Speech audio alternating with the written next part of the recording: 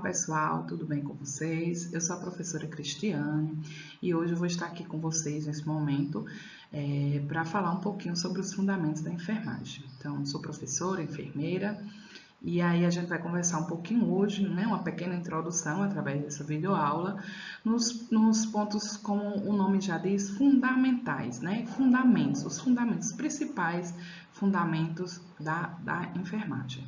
Começamos hoje com essa videoaula, vamos ter um momento depois que vocês assistirem para a gente tirar dúvidas, né? E aí vocês já podem assistir quantas vezes quiser essa aula e ver onde alguma dúvida que ficou, alguma coisa que vocês queiram perguntar, anotam e aí no Meet que a gente vai fazer online, aí vocês já fazem essa pergunta e a gente pode estar tirando essas dúvidas, tá? E no dia 27 a gente tem nosso encontro presencial. Então, espero que vocês aproveitem a aula, assistam com atenção, anotem tudo e vamos lá, vamos iniciar. Começando aqui, tá? Então, quais são os conteúdos que nós vamos ver na aula de hoje? Eu vou falar um pouquinho para vocês sobre o cuidar e o cuidado em enfermagem, né? Vamos falar um pouquinho sobre os profissionais da enfermagem no Brasil, um pouquinho da história da enfermagem, os símbolos da enfermagem que são utilizados, vamos falar sobre infecções, sistemas de precaução e isolamento, áreas e artigos hospitalares, posicionamento do paciente, vamos falar um pouquinho sobre úlceras por pressão e lesão por pressão e os tipos de curativos. Então, esse é o conteúdo dessa aula de hoje. Iniciando aqui, né, pela filosofia do cuidar. Então, cuidar, o que é o cuidar? E o cuidado em enfermagem. Então, cuidar é uma das práticas mais antigas do mundo, né? Então, se a gente pensar direito, todos nós, seres humanos, desde quando a gente nasce até o momento que a gente morre, nós necessitamos de cuidado, né? Então, o cuidar, ele é o sentido desde o início da humanidade, pois é através dele que sobrevivemos, quer seja cuidando dos outros ou quer seja cuidando de nós mesmos. Cuidar de nós mesmos significa um autocuidado.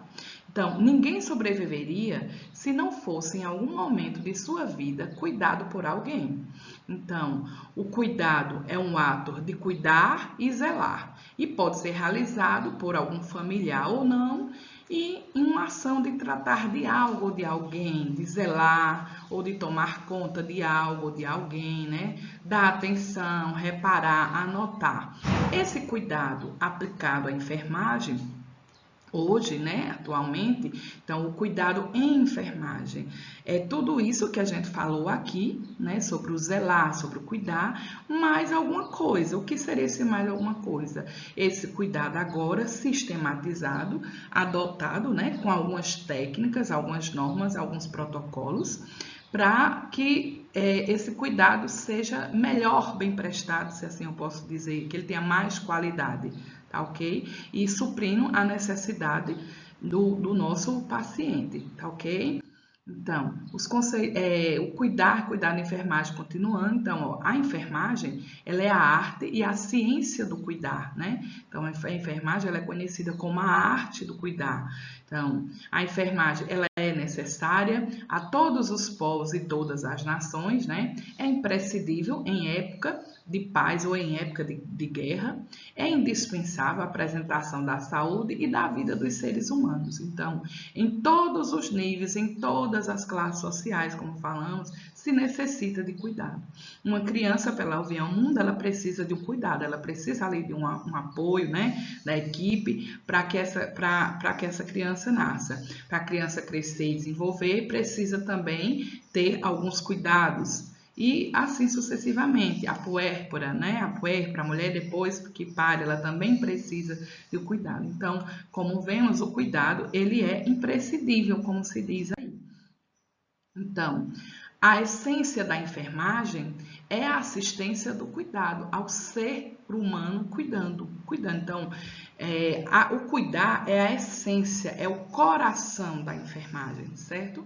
É a parte principal, né? Então, esse cuidado pode ser individualmente, na família ou em comunidade, no modo integral e holístico, desenvolvido de forma autônoma ou em equipe, né? Desenvolvendo de forma autônoma em equipe, como eu falei, e com atividades de promoção, proteção, prevenção, reabilitação e recuperação da saúde.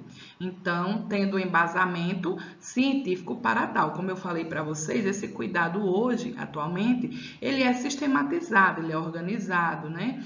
Ele segue alguns protocolos através de quê? Dos conhecimentos que foram estudados, né, ao longo do tempo, utilizando o conhecimento científico para tal, para exercer melhor o cuidado. Então, de onde vem o conhecimento da enfermagem? Esse conhecimento que a gente utiliza para o cuidado, de onde é que vem? Então, ele é construído entre a filosofia, a ciência e a tecnologia. Então, na filosofia corresponde à grande questão existencial do homem, né? Que vem de todo o ser, desde os princípios, desde os primórdios, os principais cuidados, como cuidar, o zelar e tal.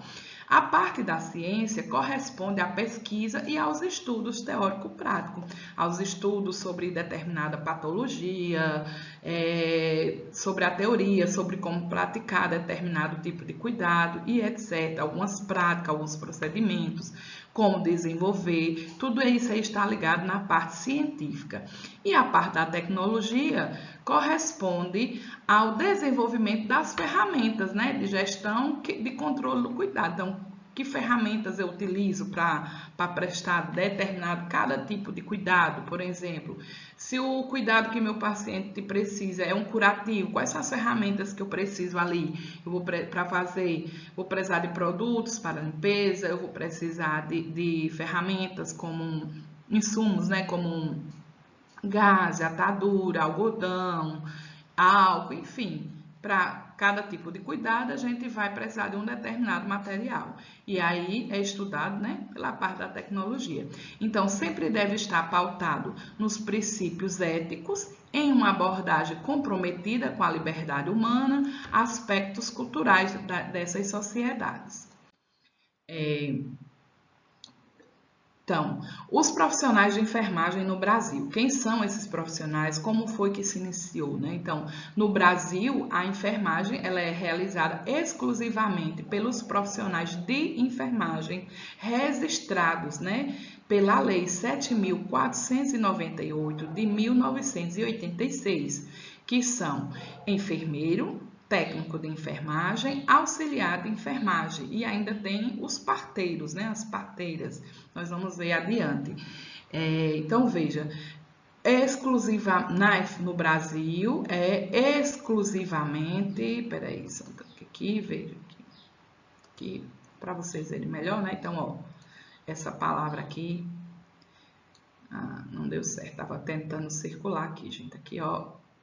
Isso, Maria, ficou ruim, mas deu para destacar. Deu? Deixa eu ver se esse é melhor. Peraí, só um instante. Pronto, ficou melhor. Então, exclusivamente, tá vendo? Então, a enfermagem é exercida exclusivamente pelos profissionais da enfermagem, né? Que são regidos pela lei, ou seja, a gente precisa, o profissional, vocês estão fazendo o curso aqui agora, quando vocês terminarem, vocês vão ter um registro, né? No COREN, vai ter o seu COREN, que é o Conselho Regional de Enfermagem. Então, esse vai ter o seu registro para que você possa exercer a sua função. Então, outras pessoas, outros profissionais não podem exercer a nossa função, tá? Por exemplo, eu quanto professora, por exemplo, se eu não fosse professora, mas eu poderia estar dando essa aula aqui para vocês somente como enfermeira, tá? Mas já, por exemplo, um professor, ele não pode atuar como enfermeiro se ele não for registrado, se ele não for habilitado para tal função. entende? Então, é uma coisa boa também para a gente. E não só os profissionais da área quem vão exercer determinada função. Deixa eu apagar aqui. Pronto. Ok. Vamos lá. E aí, agora, os profissionais, o enfermeiro, ele é o profissional de nível superior, né, da área de saúde. Ele é responsável inicialmente pela promoção e prevenção e recuperação da saúde dos indivíduos dentro de sua comunidade, né, é preparado para atuar em todas as áreas da saúde, seja a área assistencial, prestando assistência, seja na área administrativa, seja na área gerencial e também na área educacional, né, com as ações de educação e saúde. O que é que o enfermeiro faz? Ele realiza a gestão de equipe, liderança, serviço de enfermagem. Então, toda a equipe de enfermagem, ela é comandada pelo enfermeiro. Os técnicos, vocês, são subordinados a uma equipe de enfermagem, que é quem vai realizar a gestão, vai organizar a equipe, distribuir tarefas e tal. Então, o planejamento, também é responsável pelo planejamento das ações de saúde e os cuidados de enfermagem da população.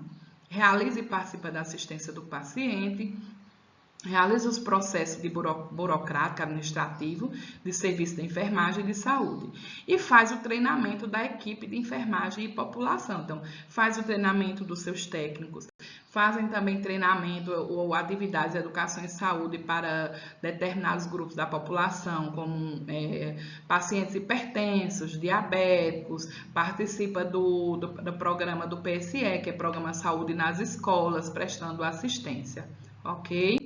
Então, e o técnico de enfermagem, no caso vocês agora que estão se especializando nessa área. O técnico de enfermagem, ele é um profissional de nível médio da área da saúde, envolve orientação e acompanhamento do trabalho de enfermagem em grau auxiliar e participação do planejamento de assistência, ou seja, o técnico ele participa também de todo o processo, né, dos cuidados de enfermagem, auxiliado pelo enfermeiro. Então, ele participa da programação da assistência, ele participa do planejamento do cuidado, né? E aí, além da parte assistencial, que no caso, que é o cuidado em si, diretamente com o paciente, é feito por os técnicos de enfermagem.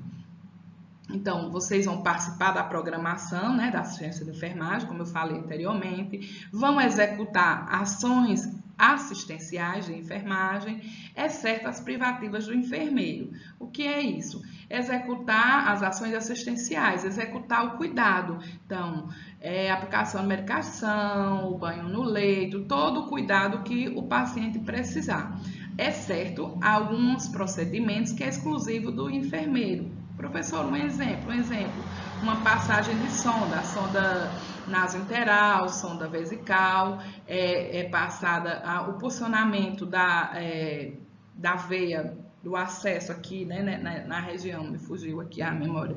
Então, o acesso venoso central é exclusivo do enfermeiro, né? Pulsionar a veia femoral é exclusivo do enfermeiro. Então, as outras não, pulsação normal, coleta de sangue, pulsionar a veia para colocar o soro, tudo é o técnico. Mas se por acaso precisar da veia femoral, se for do acesso aqui, aí é exclusivo do enfermeiro. Então, participar da orientação e supervisão do trabalho de enfermagem em grau auxiliar e participar da equipe de saúde como um todo. Essa é a função do técnico de enfermagem no Brasil. Já o auxiliar de enfermagem, ele é o profissional também de nível médio e da área da saúde, né? Qual é a natureza dele? Natureza repetitiva, ou seja, envolve serviços auxiliares de enfermagem sob a supervisão, bem como participação em nível de execução simples nos processos de tratamento. O que é que ele faz? Observa, reconhece e descreve sinais e sintomas. No auxiliar, ele pode ver a questão do SSVV, que são os sinais vitais, né? Executar as ações de tratamento simples, prestar cuidados de higiene e conforto do paciente, banho no leito, mudança de decúbito, né? E participar da equipe de saúde. Os parteiros, a parteira, como eu falei, ele é um profissional que ele também o conhecimento dele não precisa necessariamente ter um nível médio ou superior, ele tem um conhecimento popular em saúde, cujo reconhecimento é inerente à cultura regional. Então, é aquele conhecimento que aquela pessoa traz que é passado de geração a geração, né? De mãe para filho. Então, necessita de um registro, mas mesmo assim, para ele atuar como parteiro, ele necessita do registro do Conselho de Enfermagem, tá? Então, o que é que ele faz? Realiza partos em locais e regiões onde o serviço de saúde não alcança a resolução pela distância ou por dificuldade de acesso. Auxilia e orienta o cuidado inicial ao recém-nascido e à puérpera, né? Vamos lá. A enfermagem moderna, atual, né? Como iniciou essa enfermagem? Que antes era informal, qualquer pessoa poderia atuar como cuidado, geralmente era as mulheres, era dona de casa, ou enfim, que prestava esse determinado cuidado de forma voluntária, né? Mas aí, com a enfermagem moderna, ela teve suas bases em rigor técnico, científico, começou a ter, né? O rigor técnico, científico, um conhecimento, e começou a se desenvolver a partir do século XIX, que foi através da grande percussora, né, da pioneira Florence Nightingale, né, e Gaby Merlin. Então, essas duas como é que se diz? Essas duas grandes mulheres, né, foram a percussora, né, da sistematização da enfermagem. Então, foi a partir delas que foi estruturado um modelo de assistência, depois que ela trabalhou, né, nos trabalhos que ela trabalhou cuidando dos soldados durante a Guerra da Crimeia. E aí, durante esse trabalho, Florence, ela se dedicou bastante, ela abdicou da sua vida para cuidar desses pacientes. E durante esse cuidado, ela também percebeu muitas coisas. E daí ela foi criando, né, coisas que hoje estão como um protocolo para a gente, né? Questão sobre a higiene, a luz, a questão do ambiente, a questão dos micro-organismos, da limpeza do ambiente, da importância disso. Tudo isso ela vivenciou e depois ela compartilhou a experiência, fazendo com que isso viesse a se tornar científico, né? E ficar para a gente como um modelo a se seguir. E aí, então, um pouquinho dessa história, né, de Florence, inclusive eu até pedi que eu enviei para a Leila, não sei se ela mandou para vocês, mas se não tiver mandado, não tem problema, eu envio no grupo depois um link do filme de Florence. É muito interessante que vocês assistam, né, para vocês conhecerem também o início, a formação, né, da nossa profissão. E o quão foi importante o trabalho dessa mulher guerreira, né? Fala um pouquinho da vida dela e vocês também irão aprender a admirar a Florence, né? Que ela foi a fundadora da enfermagem, ela foi a percussora, a pioneira, então a percussora da enfermagem moderna. Destaque ao servir. Qual foi o destaque dela? Ao servir como chefe de enfermeira, né? Durante a guerra, como eu falei para vocês no vídeo anterior, da Crimeia, na qual ela organizou o atendimento aos soldados feridos. A Dama da Lamparina, como ela ficou conhecida, por realizar rondas, se utilizando de um instrumento auxiliar dos soldados feridos à noite. Então, à noite ela saía nas enfermarias improvisadas, naquelas barracas escuras, com uma lamparinazinha, e ela saía fazendo ronda à noite, verificando os pacientes. E aí tem toda uma história por trás disso, porque era proibido. No filme vocês poderão assistir e entender melhor o porquê que ela saía, porquê que ela fazia essas rondas à noite, né, com essa lamparina. Então, daí veio a profissionalização das funções da enfermagem para as mulheres, né, e pioneira na utilização desse modelo biomédico, ou seja, do modelo assistencial, de um modelo sistematizado, organizado, tá? E aí, em 1860, ela lançou as bases da enfermagem profissional, né, como estabelecimento de sua escola de enfermagem em Londres. Ela criou uma escola de enfermagem, seguindo tudo que ela tinha, dos fundamentos que ela criou, que ela observou durante a sua prática lá, a sua experiência lá na guerra, quando ela estava prestando os cuidados aos soldados feridos. né? E aí, quando ela fundou a sua primeira escola de enfermagem, e aí ficou sendo conhecido o Dia Internacional da Enfermagem, é o dia 12 de maio. Ficou registrado como o Dia Internacional da Enfermagem. Quais foram as suas reformas sociais? Ela também atuou nessa parte. Melhoria da assistência em saúde para todos os setores da sociedade britânica, né? O combate à fome, a abolição das leis de prostituição e expansão da participação feminina no trabalho. Foi uma mulher muito além do seu tempo, a Florence. Já no Brasil, né, como foi que chegou a enfermagem no Brasil? Então, no Brasil foi no período colonial, né, que foi até o final do século XIX, e a profissão ela surgiu como uma simples prestação de cuidado aos doentes, né, realizada por um grupo formado, em sua maioria, por escravos. Grande maioria eram escravos, às vezes, como eu disse a vocês, era serviço voluntário, né? Abertura, aí iniciou a origem lá em Portugal, a abertura que chamava Casa de Misericórdia, onde levavam as pessoas doentes e aqueles escravos e quem estava ali trabalhando como voluntário prestava cuidado, por isso ficou conhecido como Casa da Misericórdia, né? Então, a primeira Casa da Misericórdia foi fundada lá na Vila Santos em 1543. Então, os serviços no século XVII surgiram no Rio de Janeiro, depois veio para Vitória, Olinda e Ilhéus. Foram criando essas casas. Porto Alegre, Curitiba, foi inaugurada em 1888, já com a presença de Dom Pedro II e a Dona Teresa Cristina.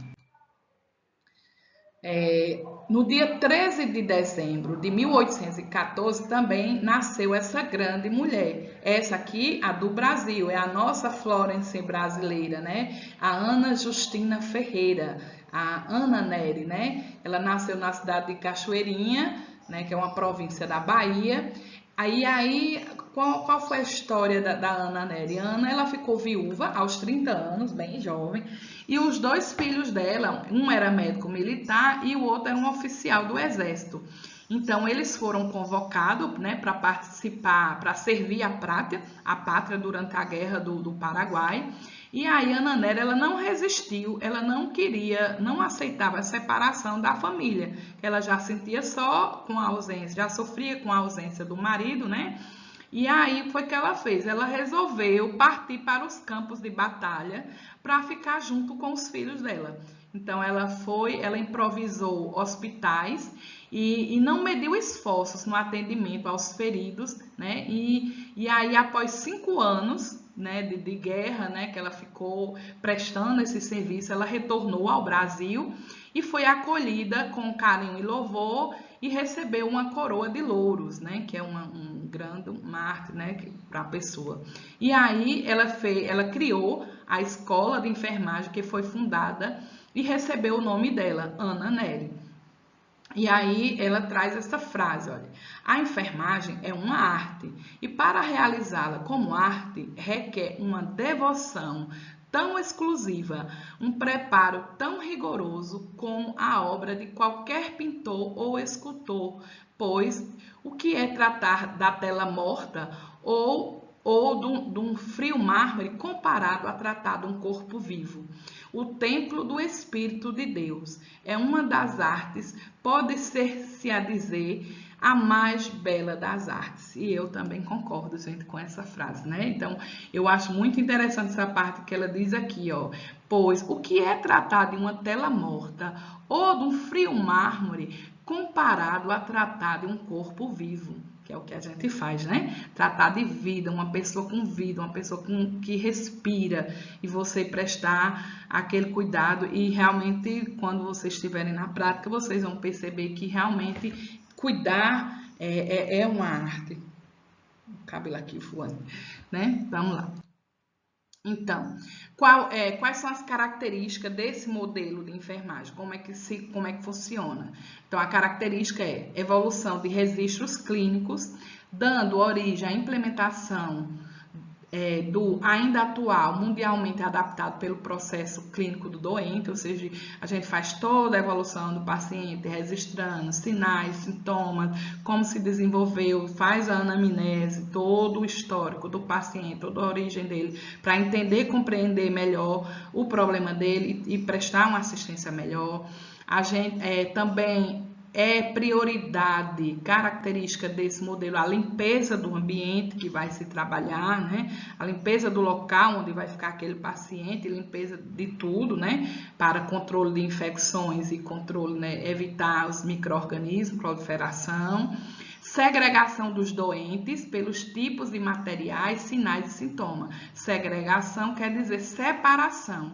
Então, também dividir e separar esses doentes nos seus leitos e enfermarias de acordo com os sinais e sintomas que eles estão sentindo, de acordo com a necessidade de cada um. Então, de repente, eu tenho um paciente que ele necessita de um cuidado maior e ele tem uma doença infecto-contagiosa por vias aéreas, por exemplo, o COVID, ele seja com Covid-19, então ele tem que ser um paciente que ele tem que ser separado dos demais, porque ele tem um micro-organismo que se pega por as vias aéreas, né? Ao tossir, no ar, ao respirar. Então ele vai precisar de um cuidado especial. O profissional que vai cuidar também precisa estar paramentado, né, com os EPIs adequados e usando as técnicas adequadas para evitar se contaminar e levar a contaminação para outros pacientes. Tá? Então, isso é o que se fala da segregação dos doentes por tipos de materiais, sinais e sintomas.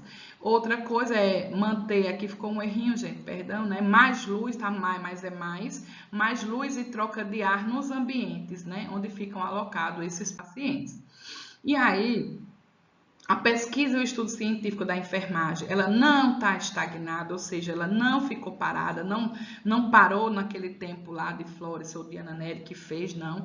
Ela continuou, muito pelo contrário. Então, ela tem atualmente buscado uma linguagem própria, né? A enfermagem hoje tem bastante autonomia, tem vez e voz dentro da área, né? Então, há uma iniciativa constante, atualizada e editada pelo Conselho Internacional de Enfermeiros e é designada a classificação internacional para a prática da enfermagem. Então, a gente segue os protocolos, está sempre se atualizando e o que é seguido ali, o que vem nesses manuais, o que está nas resoluções, são seguidos por toda a área da enfermagem em qualquer lugar do mundo, tá? Veja que aqui fala internacional. Então, e essa classificação, que é a guia de enfermeiros na formulação do diagnóstico de enfermagem, do planejamento, da intervenção, a avaliação dos resultados e os sensíveis ao cuidado de enfermagem. Então, é feito todo um planejamento de cuidado,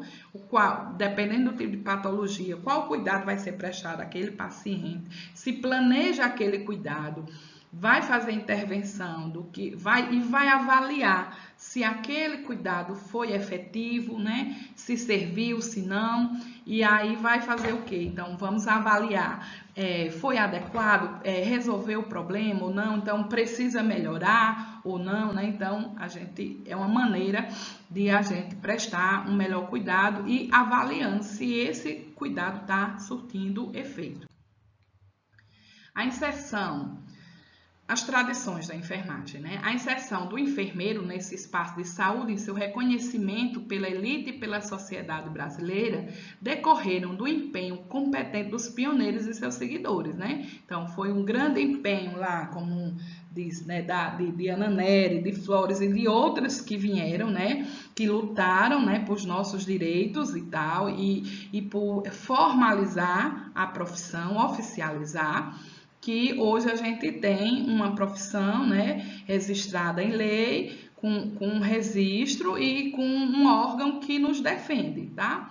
Então, esses pioneiros se dedicaram, né, como falei aqui, ó, sem limites, ao propósito de construir a imagem de um profissional solidamente preparado e que desenvolveram o ensino formal. Então, hoje, né, um enfermeiro, um auxiliar, um técnico, ele não é uma pessoa que tem simplesmente o conhecimento popular, não. Ele é um profissional que estuda, que segue regras, normas e técnicas, que tem um ensino formal para poder desempenhar a sua função. E aí, iniciando para conhecer os símbolos da enfermagem, surgiram os símbolos e esse símbolo também foi reconhecido, né, pela resolução do COFEN, que é o Conselho Federal da Enfermagem, né, que resolveu aprovar o regulamento anexo que dispõe sobre o juramento a ser proferido nas solenidades de formatura dos cursos de enfermagem, bem como a pedra, né, e a cor do brasão ou a marca que representará a equipe de enfermagem, em anéis ou em outros acessórios que venham a ser utilizados pela profissão. Então, é o caso o símbolo, nosso símbolo da lanterna, a pedra do anel, que é da cor, né, a cor verde, que é a esmeralda, e o juramento que é proferido ao profissional, que ele jura quando ele se forma, né, do que qual é a responsabilidade dele, do que ele vai fazer, está lá registrado no COFEN. Então, o símbolo da enfermagem é composto por a lâmpada, né, que significa o caminho, o ambiente, a cobra, que significa a magia, a alquimia, né, pela própria história da enfermagem, que antigamente, em meados passados, quando não era profissionalizado, existia também, se seguia muita cultura locais, os escravos faziam aquelas danças, faziam rituais, então, lembrando isso, a cobra veio para falar sobre essa questão da magia, da alquimia, né, que existiu há algum tempo, né, desde o início. Então, a cobra mais a luz, a cobra e a luz vão representar juntas a ciência, né, o desenvolvimento, o conhecimento. E a cruz representa os primeiros socorros. Então, a gente tem como símbolo da enfermagem, lâmpada, cobra mais cruz. O técnico de enfermagem, os símbolos são a lâmpada, também, que significa a mesma coisa, o caminho ambiente, e a seringa, que representa a técnica, né? Que é, então, o símbolo do técnico de enfermagem, que é o de vocês, vão ficar em lâmpada mais seringa, que a seringa significa a técnica, o procedimento que é realizado por vocês. E os brasões? Particularmente, eu acho lindo os dois, né? Então, aqui é o brasão utilizado, aplicado, né, para o técnico de enfermagem. É o brasão que vocês podem estar aí bordando, utilizando no jaleco de vocês, né, no braço lá esquerdo, técnico de enfermagem. O brasãozinho com a lâmpada e a seringa. O brasão da enfermagem também, do mesmo jeito, acrescentando a cobra e o sinalzinho da cruz. A lâmpada, aí mais a cobra e o sinalzinho da cruz. A esmeralda, né, que é a pedra, que significa a paz, a tranquilidade, a cura, a saúde. Então, é o símbolo, a pedra é o símbolo e representa isso.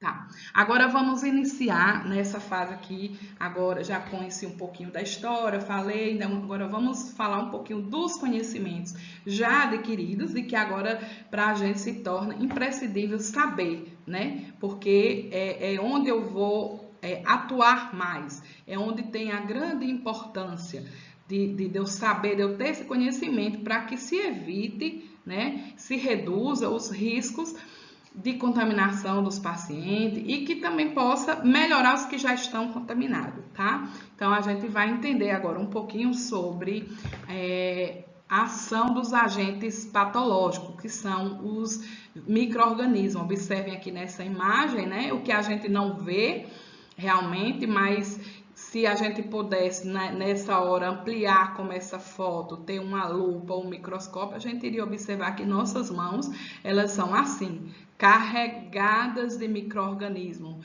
vírus, bactérias, protozoários, fungos, é uma grande fonte de contaminação. Então, para nós, profissionais da saúde, principalmente, a gente exige um cuidado imprescindível, um cuidado especial com as nossas mãos, né? Porque é com elas que a gente presta o cuidado, tá? Aí vamos lá, olha. Então, a infecção hospitalar, ela pode acontecer durante a internação do paciente, após a alta hospitalar, a hospitalização ou procedimentos hospitalares, ou então na realização do exame, ou em qualquer outra ação. Não necessariamente está internada, ela pode estar sujeita a uma infecção. E aí, e quais são os fatores de risco para a infecção? Os fatores de risco são a idade, né? Então, quanto mais, por exemplo, o idoso, ele tem mais chance de se contaminar, porque a imunidade dele já é mais fraquinha, né? Se ele tiver alguma doença de base, por exemplo, se ele já tiver alguma doença que diminua a sua imunidade, ele vai estar também mais exposto. Se ele tiver desnutrido, se tiver um uso prolongado de medicamentos, né, também vai afetar a imunidade. O tempo de hospitalização que essa pessoa passa no hospital, se ela ficar internada, por exemplo, o tempo que ela vai passar lá, a quantidade de dias também pode influenciar, aumentar os riscos da infecção. Processos invasivos, né? O que são esses processos invasivos? Novamente vou dar um exemplo que de uma sonda, né? A passagem da sonda. A sonda é um processo invasivo, né? Que vai adentrar dentro do paciente. Então, também é um processo que corre o risco de aumentar infecções. Técnica de uso de procedimentos e materiais inadequados, ou seja, se for feito a técnica, não, vocês estão aqui no curso, então vão aprender todas as técnicas para prestar determinado cuidado, técnica para aplicar medicação, técnica para o curativo, técnica para tudo. Então, se o não aplicar essa técnica de uma maneira inadequada, errada, erroneamente, não seguir a maneira correta, também é um meio que pode transmitir infecção, né? Com as técnicas inadequadas e o uso de material também inadequado.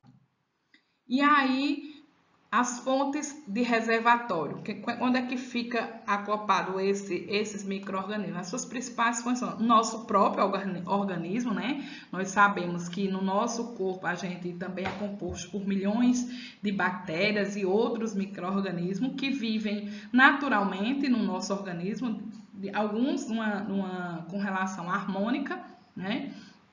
Outros não, mas o nosso corpo ele já é um reservatório natural de micro-organismos. Então, o nosso próprio corpo, os insetos, que são vetores, né, eles trazem micro-organismos, podem trazer para a gente. A exemplo, por exemplo, os protozoários, né, o barbeiro, por exemplo, né, o inseto conhecido como barbeiro, se ele tiver contaminado com um protozoário, ao picar o paciente, ele pode transmitir a doença de Chagas, por exemplo.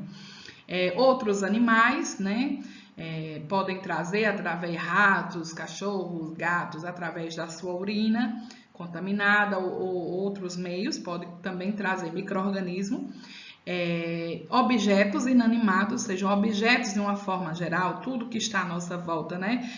Objetos inanimados, objetos mortos, coisa, madeira, mesa, celular, que é uma fonte carregadíssima de micro-organismo, está na mão da gente o tempo todo, dinheiro, né, que circula, e alimentos também, quando ele não, principalmente os alimentos comidos crus, né, e não higienizado de uma maneira adequada, não comer sem lavar as mãos ou comer sem lavar o alimento, né? E aí é uma fonte grande de transmissão, reservatório de micro-organismos. Os tipos de infecções podem ser endógena, dentro, e exógena, lá fora. Então, posso começar as infecções por dentro, endo quer dizer dentro, endógena, e fora, exógena, tá? Então, e o contato? Como é que se dá o contato? Como é que se dá a transmissão desse micro-organismo? A transmissão pode ser através do contato direto, ou seja, contato direto e indireto, pode ser através de gotículas, pode ser pelo ar, pode ser pelos vetores, que são, como eu falei anteriormente, pelos animais ou pelos insetos, ou pode ser por veículos, que são os objetos de uma maneira geral. O contato, ele, como eu falei, ele pode ser direto ou indiretamente. Então, diretamente é a transferência física de pessoa para pessoa. Toquei na sua mão, peguei aqui, olá, como vai, tudo bem? Pegamos na mão. Quando a gente vai para outra pessoa, para lá, então estamos fazendo essa transmissão de micro-organismo. Lembra que na fotinha anterior a gente viu, né, as mãozinhas cheias de micro-organismos. Então, para ter um toque, esses micro-organismos vão sofrer uma transferência. Então, no contato físico, o indivíduo ele é infectado, ele é um hospedeiro susceptível.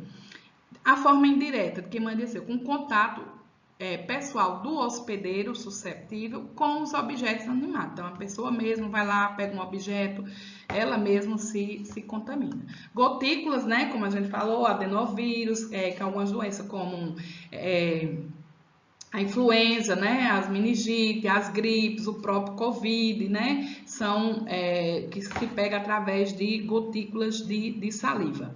Pelo ar, nós temos tuberculose, sarampo, varicela, entre outras, né? Que são formas que a gente pode pegar. E o meio para evitar é o quê? O uso da máscara, né? E o isolamento. Não, evitar, aliás, não o isolamento, mas evitar aglomerações, ficar muito próximo, né, das pessoas. E aí, vamos agora partindo para sistema de precauções e isolamento. Então, houve a contaminação e agora? Agora entre nós, vamos com cuidado. Como é que eu tenho que entender? O que é que eu preciso saber disso aqui? Então, nós temos a precaução padrão, que é isso, que é o conjunto das técnicas que devem ser adotadas por todos os profissionais de saúde para atendimento a todos os pacientes, independentemente do seu diagnóstico. Então, independente de qual seja a patologia do paciente, nós temos uma precaução padrão que é para estar adequado para receber qualquer tipo de paciente, qualquer que seja a sua patologia. Então, o isolamento reverso, que é aquele isolamento que ele é estabelecido para proteger das infecções um indivíduo imunocomprometido. Então, aquele indivíduo ele já é imunocomprometido, a imunidade dele já é baixa e ele ainda está com uma doença infecciosa, ele tem que ficar protegido, isolado, para evitar que ele se contamine ainda mais ou também contamine outras pessoas. E os materiais para esse tipo de isolamento, o isolamento reverso. Então, ele vai ter o quarto privado só para ele, né? Ele vai ficar isolado no quarto sozinho. E os materiais para quem vai atuar com aquela pessoa é a luva de procedimentos, máscara comum, avental de manga longa, que é o que a gente chama de capote, né? Geralmente, dependendo do tipo de infecção que esse paciente tem, aquele capote que pode ser o descartável, que você usa e quando você sai dali você joga ele fora. Se for no hospital, pode ser o capote de tecido, que é dado pelo hospital. Porém, você vai utilizar ali naquele quarto do paciente, cada dia é trocado aquele capote, você coloca o capote de manga, tudo, né, protegido. Quando terminar, você retira o capote, pendura lá e fica lá, aquele capote é utilizado ali somente com aquele paciente, tá? Então, o isolamento para a transmissão da via aérea ou gotículas também é um quarto privado, né? Por exemplo, como falou do Covid, outras doenças que podem ser passadas pelo ar, ele também necessita ficar com um quarto privado e a gente também precisa ter todo o cuidado. Máscara N95, já máscara especial, não máscara comum, e mais o capote, né? Com toda a proteção, luva e tudo, tá? O isolamento por transmissão por contato, quarto privado, luvas de procedimento, lavagem das mãos, máscara avental, se vai estar em contato próximo com o doente. Isolamento do paciente com contato é um paciente que ele está com algum tipo de bactéria, ou multiresistente, ou qualquer tipo de bactéria, que a gente sabe que pode ser transmitido pelo contato. Então, esse paciente ele pode até, de repente, ficar numa enfermaria com um ou mais dois, mas aí sempre que for tocar no paciente, fazer qualquer procedimento com ele, a gente tem que estar paramentado com luva, tem que lavar as mãos, toda vez que saiu de lá, lava as mãos, usa luva, avental, tudo para ir para o próximo paciente. Tudo desse paciente tem que ser descartável, usar ali com ele, jogar fora, vai para outro paciente, começa tudo de novo, tá? E quais são as áreas e os artigos hospitalares? Então, nós temos a área crítica, né, que é aquela área que oferece um risco potencial para contaminação, para aquisição de infecções, que é em decorrência dos procedimentos invasivos, no caso das cirurgias. Então, tem um exemplo aqui, a gente tem um bloco cirúrgico. Então, vai haver uma incisão, vai se fazer uma abertura no paciente, né? Então, um procedimento invasivo é um risco grande que oferece um potencial para a contaminação. Nós temos a área semicrítica, né, que é ocupada por pacientes que não exigem cuidados intervensivos ou de isolamento. Por exemplo, as enfermarias, né, dos hospitais, onde a gente fica internado. E a área não crítica, que são as áreas que não são ocupadas por pacientes. No caso, almoxarifado, a farmácia, tudo que tem ali no hospital e que não tem contato direto com o paciente. Essa é a parte que a gente chama de área não crítica. Então, tá aqui, né, como área crítica, né, salas de realização de exames, salas de isolamento, bloco cirúrgico, são exemplos de áreas críticas. Áreas semicríticas, né, então são as enfermarias, né, no geral, e as áreas não críticas, que são então a farmácia, isso fugiu aqui, almoxarifado, né, onde tem a distribuição dos materiais, a cozinha, né, o refeitório, são áreas consideradas não críticas. Professores, sobre os artigos são os mesmos. Quais são os artigos que são utilizados em cada área? Então, as ferramentas, por exemplo, os artigos são as ferramentas. Quais são artigos, como um artigo crítico? Aí a gente vai ter, por exemplo, as pinças, né, bisturi, etc, tá? Então, agora iniciando a lavagem das mãos, que, como eu falei para vocês, é um procedimento imprescindível e muito importante para dentro da nossa área, né? Então, temos que ter uma atenção especial ao cuidado, à lavagem das mãos, né? Inclusive, nós aprendemos uma técnica correta para a lavagem das mãos. Nós vamos fazer essa práticazinha em sala de aula, talvez vocês já tenham feito, mas aí a gente vai fazer de novo, né? Porque o que faz melhorar a qualidade é a prática, é a gente praticar várias vezes, né? E cada vez que a gente vai praticando, vai melhorando. Então, aí nós vamos fazer toda a técnica da lavagem correta das mãos. Então, qual a importância da lavagem das mãos? Uma boa lavagem das mãos vai eliminar os micro-organismos, vai evitar a propagação de infecção, vai eliminar da pele substâncias tóxicas que a gente, por acaso, tenha tido contato, como medicamentos, entre outros, e vai proteger contra a agressão do meio ambiente.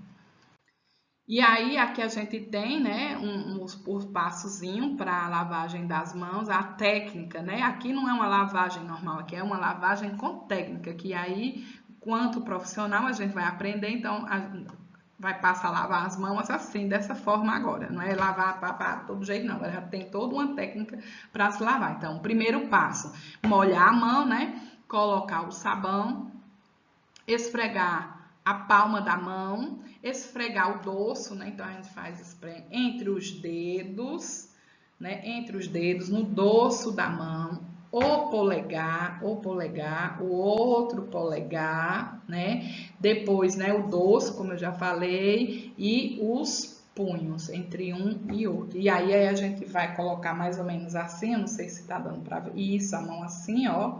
E para a água correr e descer, né? E descendo, limpando tudo aqui. Ao terminar, se por exemplo for uma torneira que não seja, geralmente em hospitais, liga no pé, né? Que aí você não tem contato direto com a torneira para pegar e se contaminar de novo. Então, aqui aí o que faz?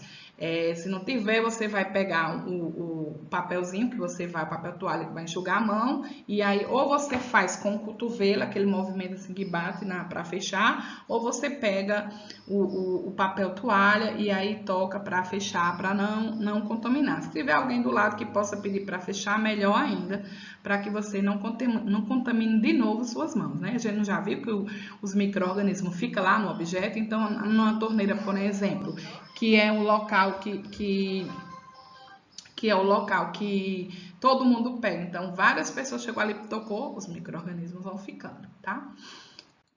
Então, luvas, né? Luvas também é um EPI super necessário para nós e que devemos utilizar sempre.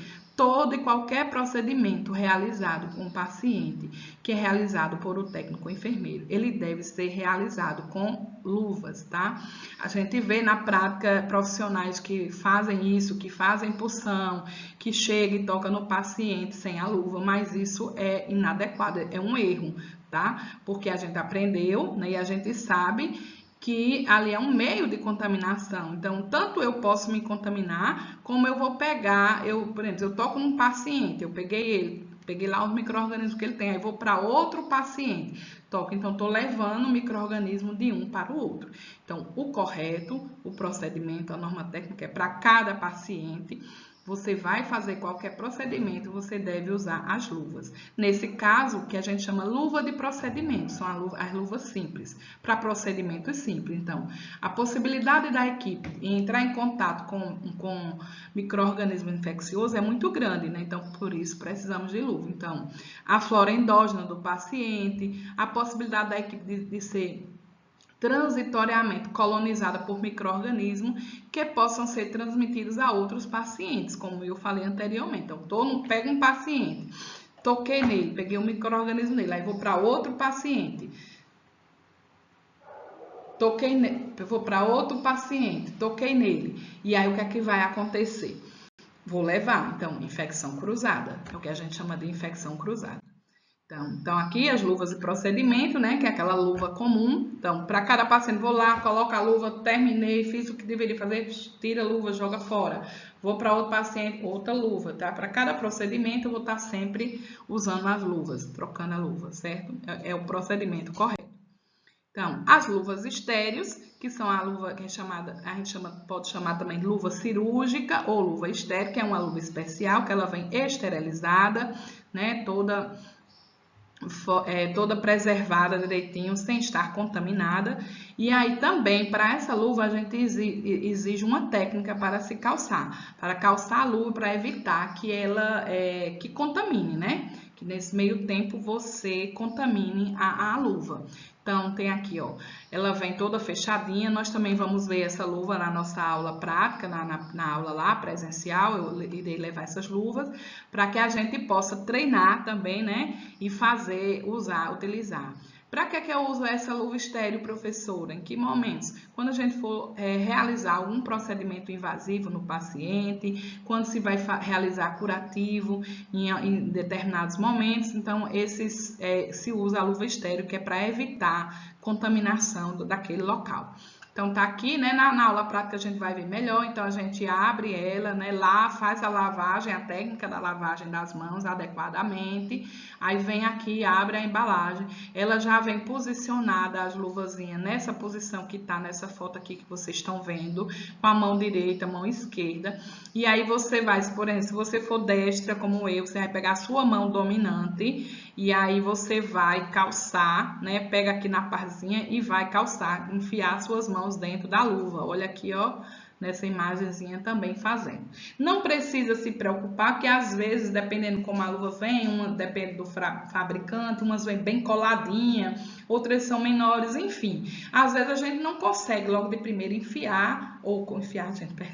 colocar toda a mão dentro. Não precisa se preocupar, a gente coloca como der, com a outra mão a gente vem aqui, ó, e vai colocar embaixo e vai pegar outra luva e coloca. E aí depois, quando as duas estiverem já, como aqui, ó, já tá com as duas, aí você pode ajeitar os dedos, puxar, porque as duas mãos já vão estar estéreis. E aí você pode tá ajeitando sem problema nenhum, tocar uma na outra, tá?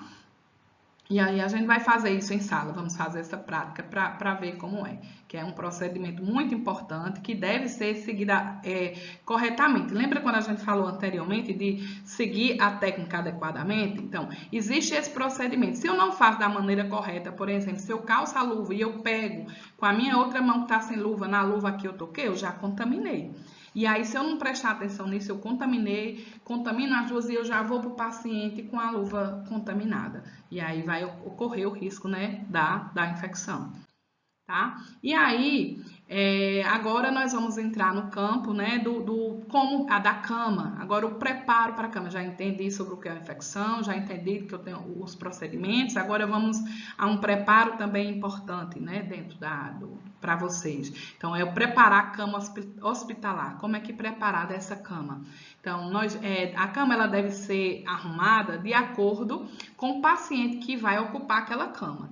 Então, aí a gente tem os tipos de preparo. Nós temos cama chamada, que é cama fechada, que é aquela cama que vai ter um paciente. Nós temos a cama aberta, a cama fechada que está esperando o paciente.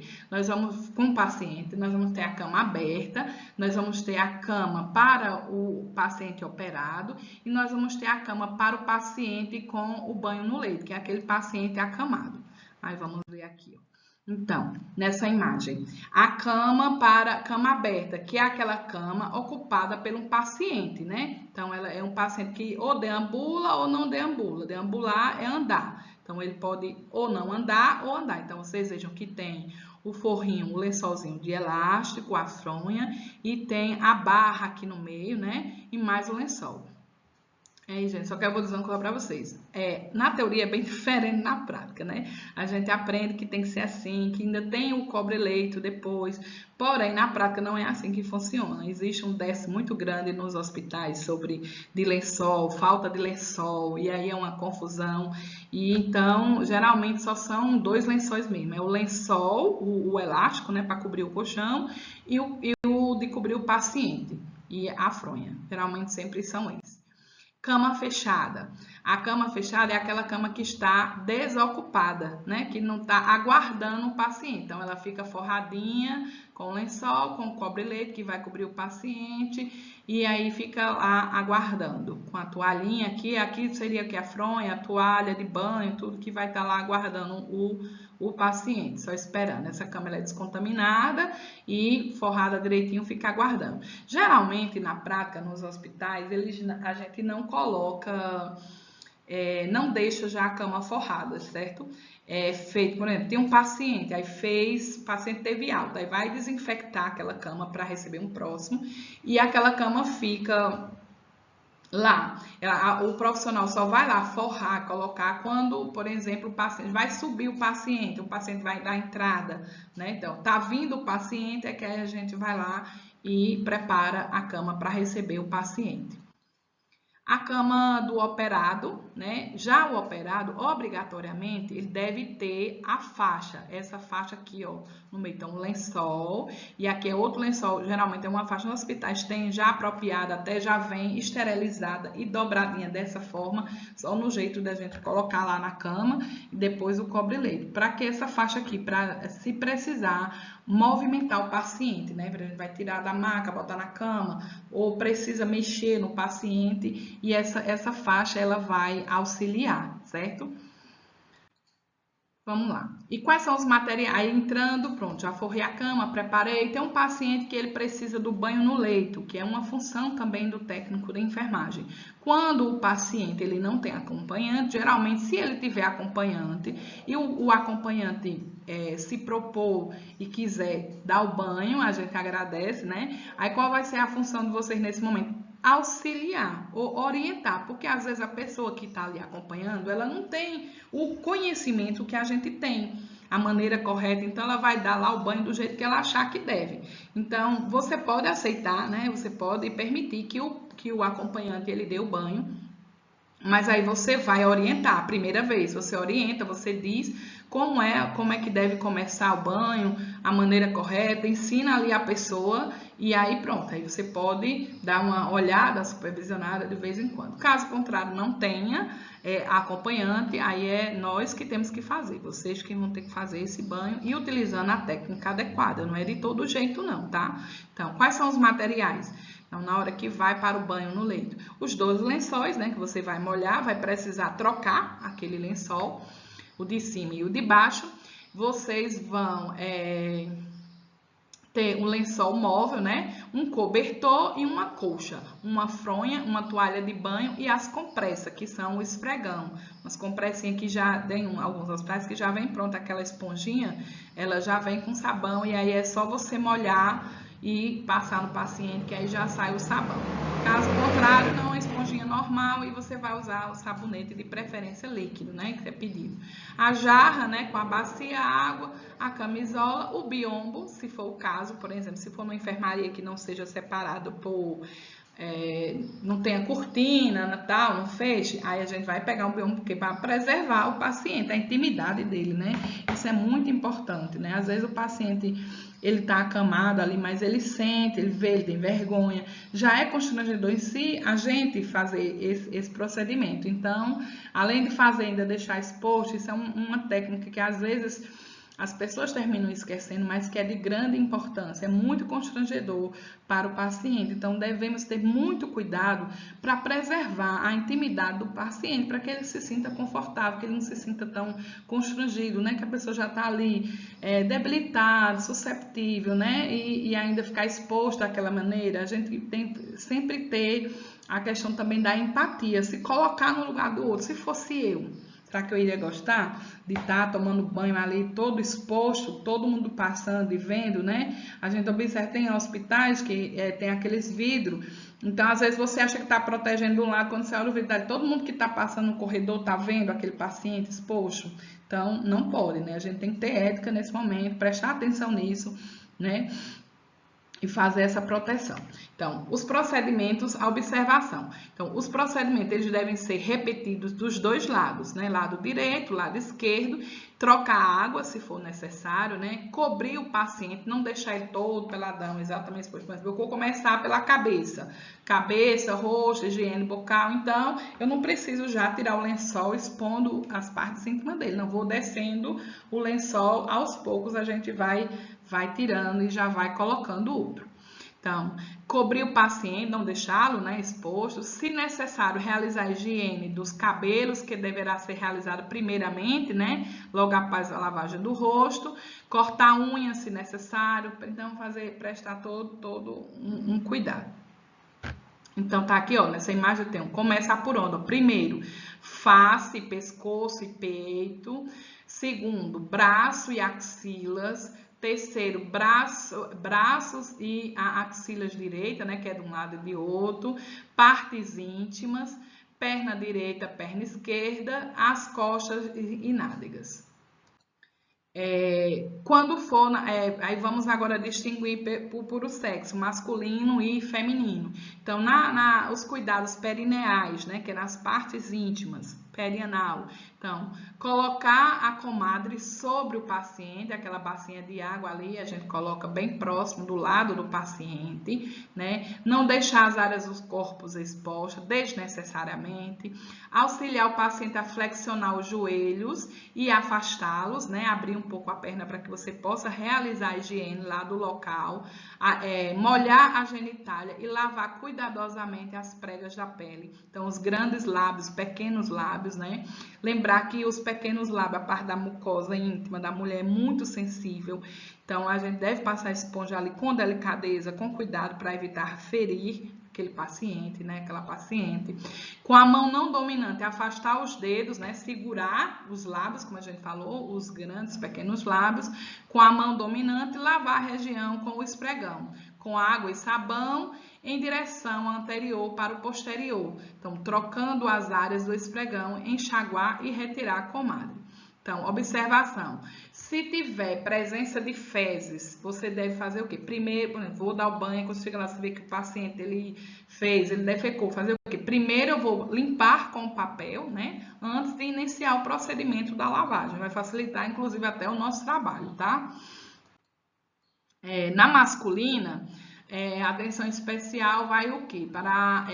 No periano, o pênis, no prepúcio, aquela pelezinha, a gente precisa segurar firme e puxar o prepúcio, ó, aqui nessa imagem, para vocês verem, para que aqui, ó, nessa dobrazinha, a gente passa o esfregão por aqui, que é uma região de aglomeração, né? Tem uma região muita umidade e onde se acumula muitos vírus e bactérias, então a gente precisa ter esse cuidado especial, não é só jogar por cima, então tem que segurar o pênis, tem que puxar o prepúcio e lavar. Então, ó, levantar o pênis, afastar cuidadosamente o prepúcio, lavar a glândula, o meato urinário, trocando as áreas do esfregão. Então, o que é isso? Trocando as áreas. Peguei aqui, digamos, um esfregão, aí, ó, passei, aí vou passar de novo, viro a área, né? Passar o outro lado limpo, tá? Para poder ir limpando. Não, por exemplo, se eu passar aqui, aí desse mesmo lado eu passo do outro, eu levei contaminação desse lado para o outro. É importante ter esse cuidado também, tá? De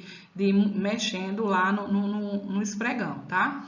com movimentos firmes e delicados para lavar o pênis. Lavar cuidadosamente o escroto, né, que é o saco escrotal, levantar para limpar embaixo o períneo, aquela linhazinha que vem, né, até lá perto do ânus.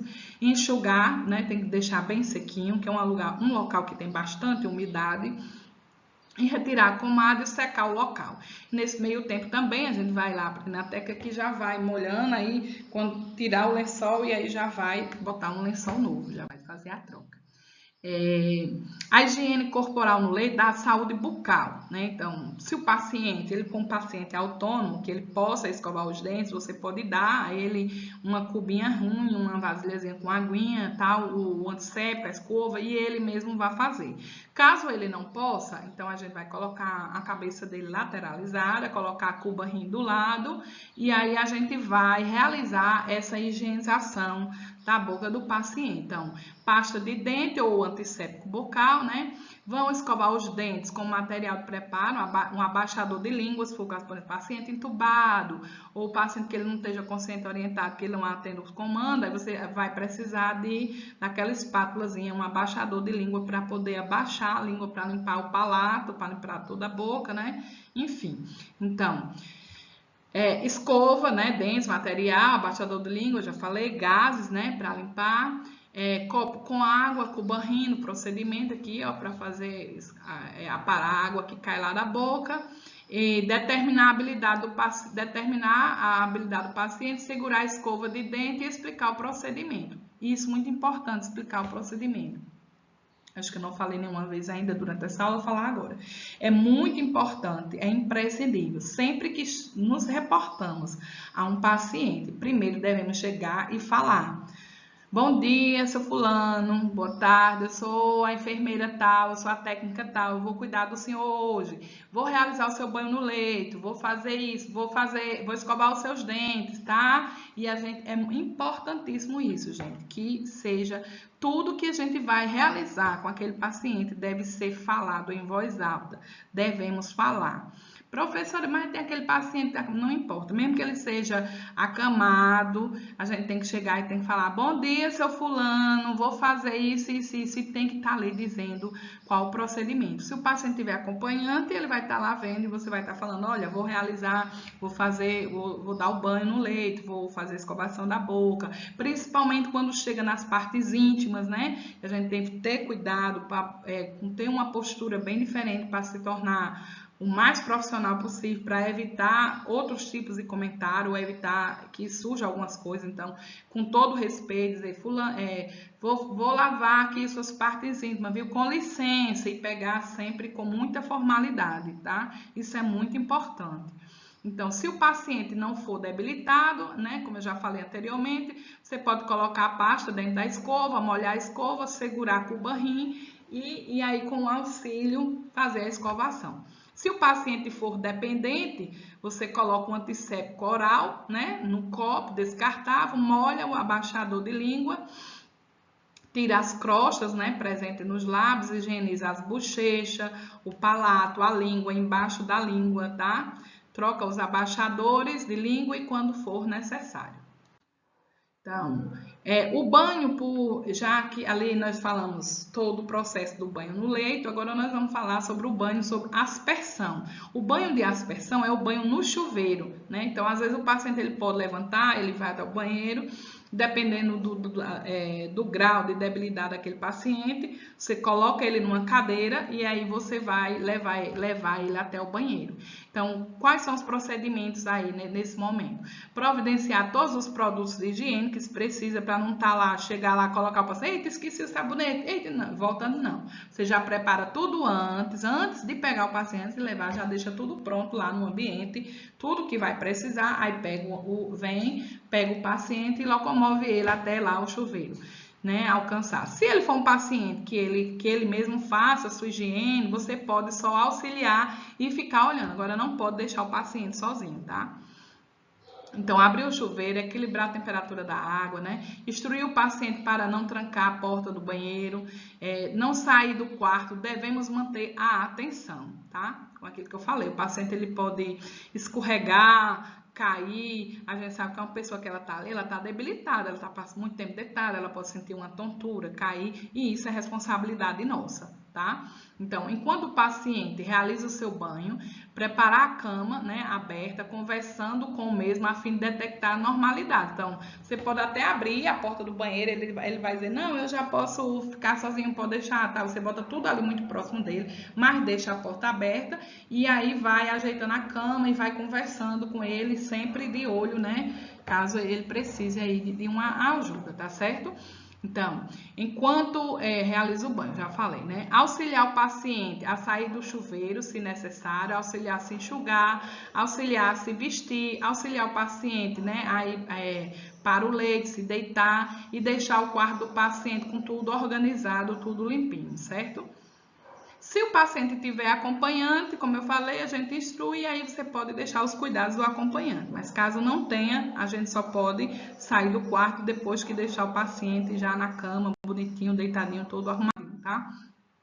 Agora vamos, quase chegando à parte final aqui, vamos ver os posicionamentos, as posições do paciente para determinadas, dependendo da sua prioridade. Também é muito importante a gente conhecer e a gente também saber o nome científico, tá?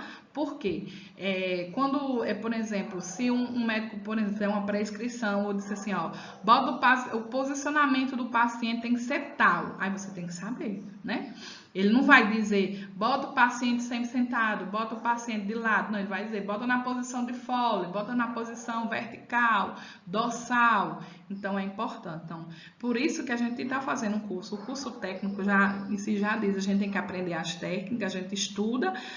Não falamos que tem a parte científica para aprender os termos científicos, certo? Então, a gente tem que também utilizar os termos adequados. Então, a posição de Foley é essa posição que vocês estão vendo aqui na imagem, onde o paciente fica semi-sentado. É a posição mais utilizada, geralmente, né? Que o paciente ele fica semi-sentado, com o apoio nos joelhos, eleva um pouquinho a parte dos joelhos, e ela é indicada para o descanso do paciente, principalmente aqueles pacientes que têm dificuldade respiratória, né? Então, ou respiratório, ou de alimentação, né, de engolir, então ele vai ficar mais ou menos nessa posição, num ângulo de 45 graus, que vai facilitar e vai fluir melhor a sua respiração. A posição decúbito ventral ou prona, geralmente não, no dia a dia a gente já fala direto prona, a gente não diz bota o paciente no decúbito ventral, não, paciente tal deve ficar na posição de prona. Então, qual é a posição de prona? É quando, no popular, quando deita emborcado, né? Quando ele fica por cima do abdômen, né? Sobre o abdômen e com a cabeça lateralizada. É indicado para fazer exames de coluna, né? Coluna vertebral, na região cervical, ou se ele tiver alguma lesão de determinada forma. O SIMS, né, ou decúbito lateral, é quando o paciente fica deitado de lado, né? O paciente ele assume a posição lateral, ou esquerda ou direita. E aí o membro que está sobre o corpo deve permanecer. Então, uma perna esticada, né? Vejam aqui na imagem como ela está aqui deitadinha. A perna de baixo está esticada, a outra dobra um pouco e pode colocar o apoiozinho aqui, ó, um travesseiro aqui entre o joelho, ou um paninho, ou um coxinho, para facilitar, certo? O membro inferior fica acima, né? E deve estar permanentemente flexionado. Essa posição é utilizada também para fazer enemas de repouso também. Quando a gente, por exemplo, enemas é quando precisa utilizar lavagem, por exemplo, aí tem que se posicionar o paciente dessa forma para poder realizar o procedimento.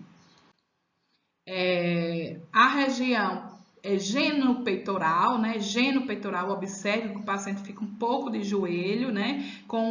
Mantém se ajoelhado sobre o colchão e o tórax fica em cima da cama. Então, os membros superiores ficam flexionados, né? Que é cotovelo e joelho, e eles repousam sobre uma cama, auxiliando para amparar o paciente.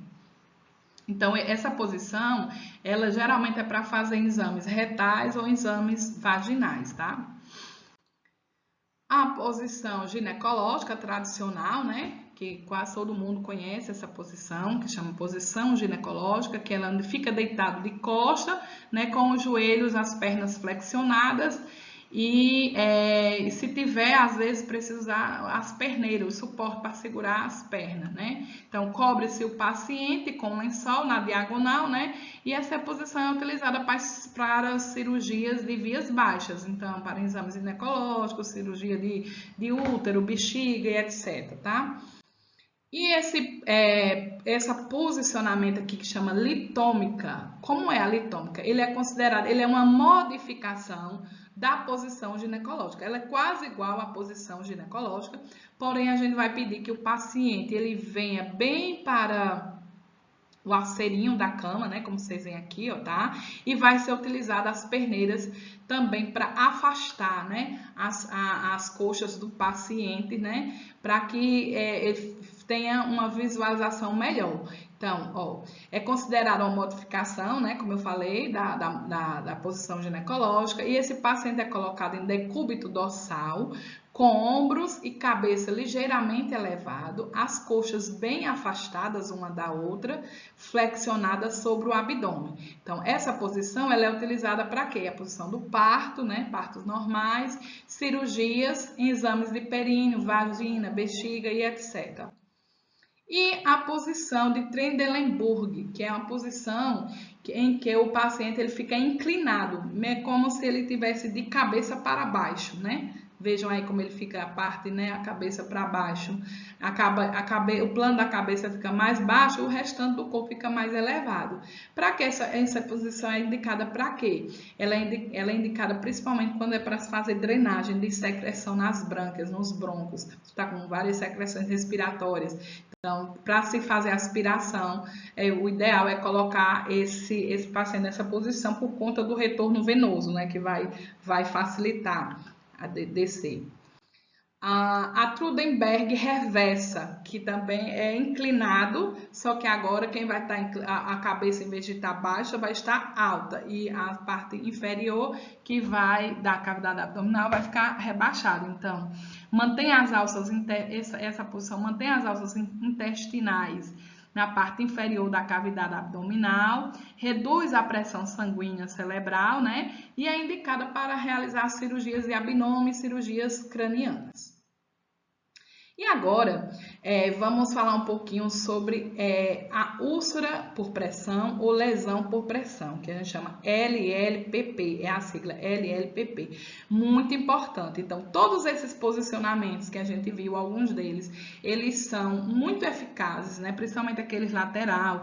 E às vezes tem pacientes que a gente precisa estar fazendo a cada 2 horas ou 3 vezes ao dia, tá? Reposicionando esse paciente para evitar que surja uma lesão por pressão. Então, é uma das nossas funções também. Ou fazer ou orientar um acompanhante que esteja com aquela pessoa para que ela possa estar fazendo isso, né? Fazendo a mudança de decúbito, mudando o posicionamento do paciente. Principalmente aqueles pacientes que vão passar longos dias e que estão muitos dias internado. Então, ele tem um risco maior de desenvolver uma lesão por pressão. Então, quando um paciente chega e é feita uma avaliação na hora que ele chega, tá? Então, eu olhei, ele não tem nenhuma lesão por pressão e, de repente, ele desenvolve ali dentro do hospital, ele desenvolveu uma lesão, é responsabilidade da equipe da enfermagem, é responsabilidade nossa, certo? Então, a gente tem que ter muita atenção em relação a isso, tá?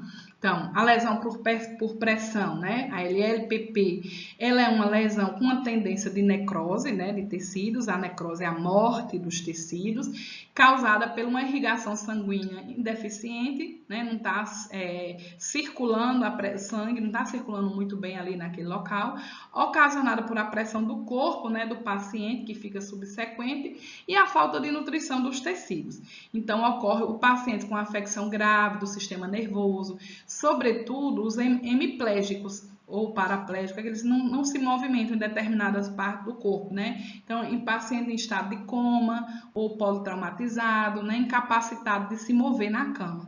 Então, esses pacientes eles têm uma tendência maior a desenvolver uma lesão por pressão. E aí, nós temos os estágios 1, 2, 3 e 4 da lesão. Calor aqui, danado. Então, no estágio 1, O estágio 1 é o comprometimento da epiderme, que é a pelezinha. A gente já vai observar, olha, um pequeno vermelhidão, às vezes uma bolinha, às vezes está só vermelhinho naquele local. Então, é outra coisa que a gente tem que cuidar. Quando eu vou dar o banho no leito do paciente, ali eu já aproveito para fazer a aspersão geral, para olhar, né? Observar aquele paciente. Então, estou dando banho, passei ali naquela região, na região sacral, por exemplo, que é muito comum. Já observo que tem um vermelhinho ali, está iniciando a lesão, a gente tem que agir com cuidado imediatamente para evitar que aquela lesão ela evolua. E é muito rápido, gente. É muito rápido essa evolução. Vocês precisam ver. Então, você passa, você olha o paciente, está aqui. Quando vai no outro dia, você vai ver, já está começando, já tem arrancado a pele, já tem ferido. Por quê? É uma pressão do corpo, o peso da pessoa toda em cima daquela lesão, né? Então, movimento, às vezes o lençol também, se não for bem forradinho, esticadinho, aquelas dobras do lençol, principalmente em pacientes acamados ou pacientes idosos, que a pele é muito fininha, aí rapidamente vai desenvolver uma lesão. Então, o grau 1, quando a gente vai classificar, quando a gente olha, aí a gente tem que descrever isso lá no prontuário do paciente. Vocês vão olhar, aí você já vai notar que está vermelhão e vai colocar desenvolvimento de uma lesão por pressão, estágio 1. Então, quando a gente coloca estágio 1, a gente já sabe que o quê? Comprometeu a epiderme, a primeira camada da pele. Aí, estágio 2, passou da epiderme, já rompeu a pelezinha e já vai para a segunda camada da pele, aquela camada mais vermelhinha, que é essa aqui depois da nossa pele. Estágio 3, já vamos na terceira, na subcutânea, já feriu, já foi a primeira camada, já foi a segunda, então a lesão está aprofundando, já chegou lá na terceira camada da pele, que é a camada subcutânea, quase chegando próximo do músculo, na musculatura da pessoa. E aí o quarto estágio, que é um quadro bem mais grave, né? Já que é o comprometimento total, né, daquele tecido e da musculatura do tecido adjacente, ou seja, já passou todas as camadas da pele e aí já chegou na musculatura, no músculo da pessoa. Lesão gravíssima aqui, tá? Às vezes tem casos que precisa até de intervenção cirúrgica para poder sanar o problema dessa lesão. E aqui as causas imediatas, como eu até já falei, mas a gente reforçando, né? Vejam nessas imagens os pontos onde se tem maior pressão. Olha, aqui nas costas, né? Aqui no meio, nas nádegas, na região sacral, cotovelos, né? E tornozelos, pé e tornozelo. Da pessoa sentada, olha aqui também, ó, nádegas, joelho, né? Costa. Então, são os lugares onde a gente tem os pontos de pressão que causam mais pressão e aí vai evitar um pouco de circulação sanguínea desenvolvendo. Então, a pressão, longas horas na mesma posição. Então, um paciente que está acamado, passar o dia inteiro, 24 horas ou sem mexer, não pode. Tem que movimentar o paciente. Tem que orientar o acompanhante, ou a gente mesmo tem que ir lá, né, a cada 2 horas e mudando a posição daquele paciente para evitar isso, para respirar um pouco o local, tá? Fricção, ó, rugas e migalhas na roupa de cama, defeito do colchão, né? Como eu disse, o lençol, se ele não estiver bem esticadinho, você forrou e tá cheio de dobras, aquele lençol e ele tá deitado em cima daquelas dobras, pode ajudar a fricção daquilo ali, vai ferir a pele, tá? Falta de asseio corporal, ou seja, o suor do próprio paciente, nosso suor é ácido, queima a pele. Se não dá o banho, se não limpa, não tem higiene corporal, pode também vir desenvolver, certo? Aplicação imprópria de aparelhos de gesso ou restrição e excesso de calor ou excesso de frio. Os dois podem causar também uma fricção na pele, a queimadura da pele e, consequentemente, a lesão, tá? E aí, os cuidados. Quais são os cuidados que a gente deve ter para evitar, né, que se aconteça essa lesão? Então, aí a gente tem usar o posicionamento protetores como colchão casca de ovo, colchão pneumático. Os colchinhos são esses rolozinhos feitos de colchão, umas almofadazinhas. Se não tiver, a gente improvisa. Por isso que diz que a enfermagem também é uma arte, né? Então, não tem, então não tem colchinho, então não vou botar. Não, a gente vai dar um jeito, se vira. Pede ao paciente, pede lençol, toalhas, faz aquele rolinho com lençol e coloca para proteger ali, principalmente, por exemplo, nos pés, né? Para elevar o calcânio, para o calcanhar dele não ficar esfregando o lençol, aí bota o coxinho ali na patela, por ali, para poder elevar, para não ficar, elevar o pé, tá? Para evitar. Então, sentar o paciente fora do leito com frequência, sempre que seu estado permitir, é lógico, né? Incentivar que ele deambule, né? Ande, se preciso. Reduzir qualquer pressão sobre os pontos do corpo, zelando principalmente pelas proeminências ósseas. Então, os ossos aparecem onde os ossos estão mais proeminentes. A gente deve prestar atenção, porque aí é onde vai ter uma fricção. Um paciente que ele é bem magrinho, o ossão está lá bem proeminente, e aí tá fazendo fricção, tem que proteger, né? Usar os coxins, usar um apoio ali, uma proteção. Se tiver o hospital, a gente pode estar utilizando, né, a proteção, tem proteção de calcânio, tem a proteção da região sacra, tá? Então, manter a cama limpa, seca, os lençóis bem esticados e zelar pela higiene pessoal do paciente. Realizar massagem com deshermânio ou com hidratante, ou o próprio AGE, né? O nosso óleo de girassol, é bem importante. A lesão por pressão, né? Aqui também cuidados, né? Que é o colchão casca de ovo, aqui uns coxins, umas almofadas especiais, as coisas que coloca para evitar que naquele local tenha contato faça pressão, né, do paciente na cama. E aqui uns exemplos de alguns modelos, né, nos 4 estágios aqui da lesão por pressão. Então, veja, ó, o vermelho, né, aqui iniciando, aqui é o estágio 1. No estágio 2, vejam que aqui já comprometeu, já apareceu a segunda camada da pele. Aí vem para cá, olha, aqui já tá ok. Toda essa região preta a gente chama de necrosada. Esse tecido aqui está todo morto. Aqui já precisa ser feito debridamento. O que é o debridamento? O debridamento é retirar toda essa pele aqui. Esse procedimento pode ser realizado pelo enfermeiro, né, com um bisturi, se for simples, mas se essa camada ela tiver essa necrose, ela for bem grossa, mais aprofundada, aí já é um procedimento cirúrgico, aí já é o médico que vai fazer. Mas se for raso, tiver ainda não muito profunda, o enfermeiro pode fazer isso aqui.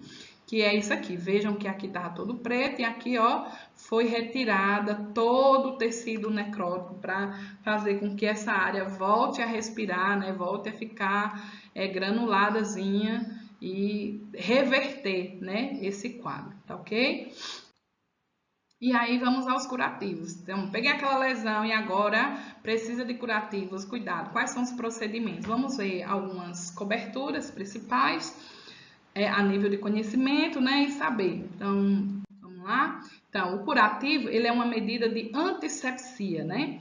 Então, ele é realizado com desarmação das mãos, ou seja, lavagem primeiro das mãos para poder tocar naquele paciente, utilizar luva, né? Antes de manipular o material esterilizado.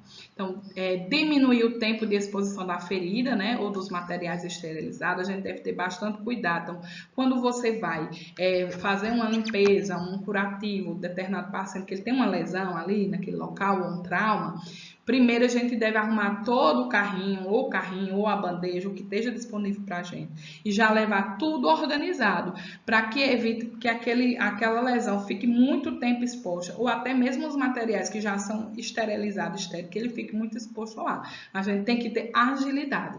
Então, aí nós temos que organizar, já levar tudo prontinho, para não ficar na hora quando, eita, esqueci isso, aí pão, vai buscar. E quanto tempo que você vai levando, tanto a ferida do paciente vai ficando exposta, como o material também fica exposto, né, à contaminação. Então, a gente deve evitar o máximo, diminuir o menor tempo possível desse material exposto, tá? Esse material que fica em exposição. Ó. Diminuir o tempo de exposição da ferida ou dos materiais esterilizados. Não falar ao manipular o material esterilizado ou fazer tratamento de ferida, usando ferida estando com infecções das vias aéreas. Então, se você estiver gripada, se você tiver qualquer tipo, né, que espirre, que tosse, a gente não deve realizar aquele procedimento, deve passar para outro profissional. Usar máscaras e aventais em caso de exudado abundante.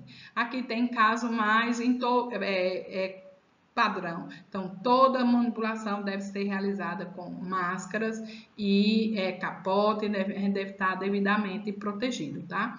Realizar curativo sempre da região limpa para contaminada. Então, eu começo o curativo da parte que está mais limpa e vou adentrando na região contaminada. Não pode ser o contrário, senão você vai estar trazendo contaminação daquele mais contaminado para o mais limpo. Então, deve ser sempre da região limpa para a região mais contaminada.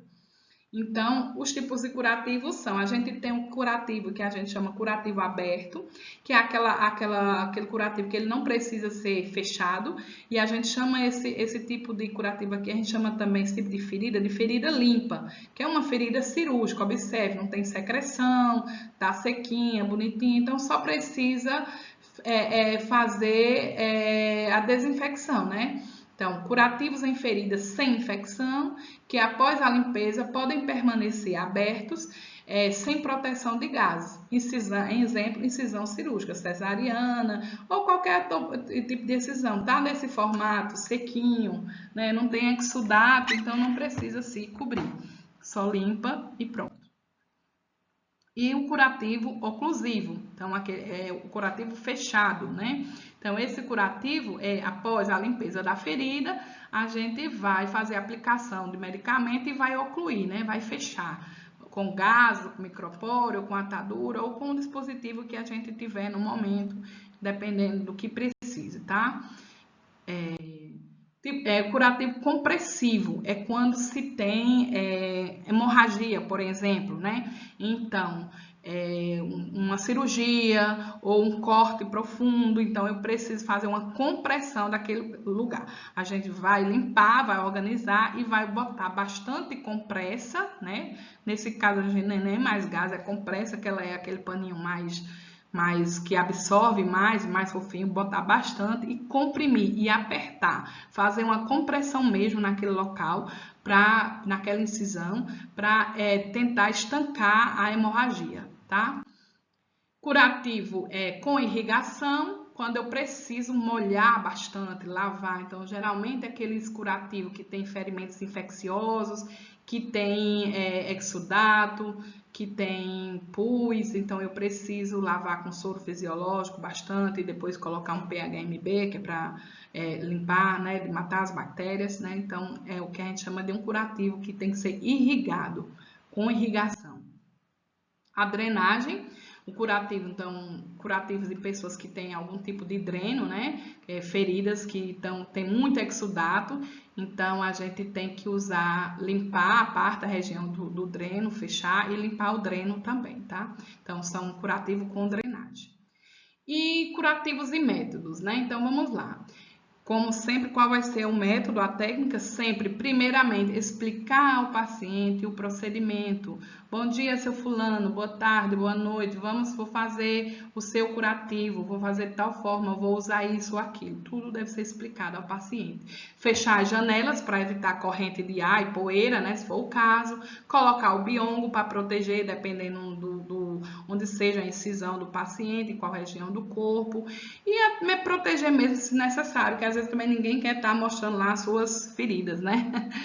Certo? Então, separar e organizar o material, né, de acordo com o tipo de curativo que você vai fazer, levar a bandeja com o material ou o carrinho, né, de curativo, descobrir a área a ser tratada com luvas de procedimento e proteger a cama. Então, limpar o ambiente, organizar, deixar tudo prontinho. Isso aí você faz com a luva do procedimento. E aí, em seguida, quando você for realizar o procedimento, você vai calçar a luva estéril, né? Então, colocar o paciente na posição apropriada, abrir o campo estéril, como eu falei para vocês, a luva estéril, ela já vem dentro daquele campinho. Quando a gente abre aquele papelzinho, já forma um campo. Ali é meu campo estéril. Todo aquele pedaço ali, ele tá estéril. Então, eu já vou poder usar aquilo ali como um campo estéril, colocar as coisas estéreis ali em cima, tá? Calçar luvas esterilizadas, que é a luva cirúrgica, para realizar o procedimento.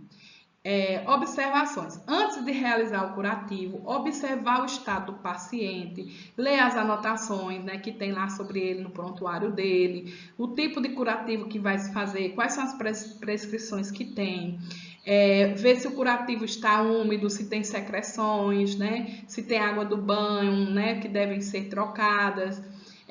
Quando o paciente necessitar de vários curativos, iniciar, por exemplo, vários curativos. Digamos que ele tem um curativo no braço, na perna, na região sacral. São 3, 4 curativos. Por onde é que eu vou começar? A gente vai começar pela incisão fechada e limpa, os curativos cirúrgicos, seguindo para as lesões abertas, infectadas, né? E por último, com infecção. Então, sempre como eu falei, do mais limpo para o mais contaminado. Por exemplo, eu até esqueci de falar, mas um paciente que ele tenha acesso venoso central, ele tem um catéter venoso central, que é limpo. Então, a gente limpa primeiro o catéter, depois vai descendo para as outras incisões. Vamos conhecer agora as principais coberturas, algumas, né, as principais, as mais utilizadas, que primeiro, o creme de sulfadiazina de prata, mais nitrato, né, de serum, que ele tem a ação eficaz, né, é uma ação contra os micro-organismos, contra uma grande variedade de micro-organismos, como bactérias, fungos, protozoários, alguns vírus, né, e ele promove melhor a extensão, né, a ação imunoladora, né, do ambiente. A indicação da sulfa é indicado para o tratamento de queimaduras e feridas que não evoluam com coberturas oclusivas, ou seja, que não precisem cobrir, tá? Então, são feridas extensas. Então, ele é contraindicado aonde? Presença de hipersensibilidade ao componente. Às vezes a pessoa pode ter alergia à sulfa, então nesse caso é indicado. Esse curativo deve ser trocado a cada 24 horas. Já a placa de hidrocoloide. A placa de hidrocoloide, ela tem, chama placa, que é uma coisinha bem grossinha, forma uma placa mesmo. Ela tem a função de absorver o excesso de exudato, ou seja, de secreções que tenha naquela ferida e manter a umidade do local. Então, ele proporciona também o alívio da dor, né? E mantém a temperatura ali em torno de 37 graus. Ela é ideal para o crescimento da célula, o tecido que precisa se desenvolver, e ela também promove o debridamento autolítico, que debridar é o que? A morte daqueles tecidos mortos, certo? Então, é impermeável a fluidos e a micro-organismos e reduz o risco de infecção. Ele é indicado para feridas, como eu falei, com muito exudato, né? Com um tecido necrótico, que já tenha tecido morto, queimaduras superficiais. E é contraindicado contra feridas infectadas e altamente exudativas, com exudato excessivo. Então, nesse caso, não se usa. Porque ele é um curativo que a gente coloca e ele não se faz todo dia. Você colocou aquela placa ali e se troca a cada 7 dias. Pode ser trocado antes, se por acaso você observou que colocou e a placa já está com bastante exudado, aí pode acontecer. Ou então, às vezes, se coloca uma cobertura ainda acima da placa de hidrocoloide, aí aquele exudato ultrapassou. Aí a gente vai lá e faz só a troca do material que está externo, cobrindo a placa de hidrocoloide. Troca somente aquelas gases, a atadura e a placa fica lá. A placa é trocada a cada 7 dias só, tá? Então, granúloos de hidrocoloide também como se fosse uma pomadinha, uns granúloos, que é colocado juntamente com a placa, que é para auxiliar a ação da mesma, ou seja, para intensivar, para aumentar, né, a ação da placa. E deve ser trocado também junto com a placa a cada 7 dias, certo? É indicado para curativo com feridas profundas, tá? E o aginalto de cálcio, é essa aqui, ó, veja essa cobertura, ela como é que se diz? É um algodãozinho, né? É uma gazezinha fofinha, algodoada, que tem alginato nela, tem esse componente. E ele vai fazer o quê? Ele faz uma troca iônica, né? E promove a homeostase daquele lugar. Então, absorve o exudato, se tiver, né, exudato ali, é uma forma de gel e mantém a umidade, promove a granulação, promove a revitalização do tecido daquele local, certo? É indicado para feridas infectadas, que tenha exudato intenso, que tenha muito pruído, né? Ou pruído não, gente, perdão, tenha pus, tenha sangue, né? E que não tenha tecido necrótico, tá? Não pode ter aquele tecido preto, tá? E é contraindicado para é contraindicado para ferida com um pouco exudado. Ele é mais para local que realmente tenha muita secreção, muito exudado, aí você coloca justamente para auxiliar nisso aí. Ele também é trocado a cada 7 dias ou quando saturar a troca, como eu falei do hidrocolóide também. Então a gente coloca essa cobertura e coloca gases em cima e vai proteger. Aí eu posso chegar a retirar as gases, retirar a cobertura externa e botar uma nova cobertura externa. Agora, a esponjazinha aqui a gente só tira com 7 dias. Ou, se por acaso, quando eu for tirar essa cobertura externa, eu perceber que realmente está extravasado, muito demais, muito ensopado, aí nesse caso eu preciso, como é que se diz? Trocar, tá certo? Isso a gente vai observar isso na avaliação. Quando a gente vê a ferida, a gente avalia e a gente vê se precisa troca. O hidrogel, que é o mais comum, é muito utilizado nos hospitais, né? Que é uma cobertura que está associada à cobertura oclusiva ou com gás, ou seja, para ferimentos, para curativos oclusivos, que é o qual que eu falei, fechado, que a gente precisa fechar. Então, ele mantém a umidade daquela ferida, né? E auxilia o debridamento autolítico. Então, não adere à ferida, ao leito da ferida, ele não gruda, vai evitar que o material grude lá na ferida. E é indicado para fornecer a umidade ao leito da ferida exudativa.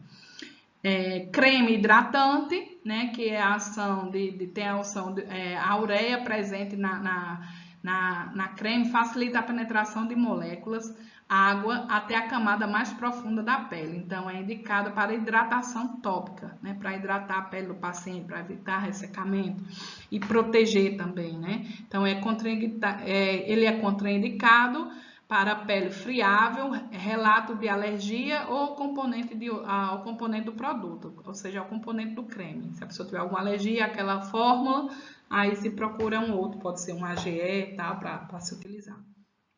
A papaína, também bastante conhecida, ela é indicada para tecido necrótico, né? Quando tem uma ferida ali com tecido morto, né? Preto, né? Como eu mostrei para vocês, particularmente naqueles com mecanismo de ação.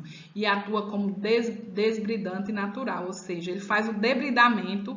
Por exemplo, lembra que eu falei que o enfermeiro pode fazer o debridamento com bisturi? A papaína ele vai fazer isso, ele vai amolecer aquele tecido, ele vai retirar, vai fazer com que saia todo aquele tecido morto, todo aquele tecido preto do lado do leito da ferida, tá? Como é que usa a papaína? Ele preparado uma solução, um frasco de vidro, irriga, né? Com gás embebida, bota gás na solução e coloca lá em cima da ferida, né? Que já vem, e muitos, nesse caso aqui, ó, dessa papaína, que ela já vem pronta. É só abrir, colocar na gase e fazer a oclusão e fechar o curativo, que precisa, né? Fechar para ser ação. Então, o Degermane, né? O Desarne, que é o nosso AGE, o tão famoso óleo de girassol, né? Que ele hidrata a pele, ele previne lesões. Pronto, é bom a gente também do banho do paciente, quando termina, depende se for um paciente idoso, ou tem a pele fininha, já passa um AGEzinho para proteger, para hidratar a pele dele, proteger, né, dos ferimentos. Ele tem uma alta concentração de ácido linoleico, oleico, e aí é rico em vitamina A, rico em vitamina E, então ele vai acelerar a cicatrização das feridas e ele previne também as lesões que surjam novas feridas, tá? Então, ele é indicado para feridas agudas ou crônicas, com perda de tecido superficial ou parcial e para fase de granulação e epitelização. Então, é isso por hoje, gente, aqui nossas referências, tá? Então, aí vocês assistam, reassistam, vejam se teve alguma coisa que não entendeu, se tem alguma pergunta sobre determinada parte da aula que passou, que vocês pretendam fazer, e aí vocês já anotam tudo direitinho, que aí quando a gente vai marcar um Meet, né? Online para esclarecer essas dúvidas. Também tem um estudo dirigido que eu passei para vocês que vai fazer algumas perguntas também desse tipo, né, que está lá na apostila. Pode ser que a aula ajude um pouco essa primeira parte, mas vocês podem também já ir resolvendo e se quiser tirar alguma dúvida também, fazer alguma pergunta durante a aula do Meet, aí você já vem pronto para a gente sanar essas dúvidas, tá certo? Meu muito obrigado e até a nossa próxima aula, né, que vai ser lá no Meet, e depois a gente se encontra dia 27 pessoalmente, viu? Beijinho, tudo de bom para vocês.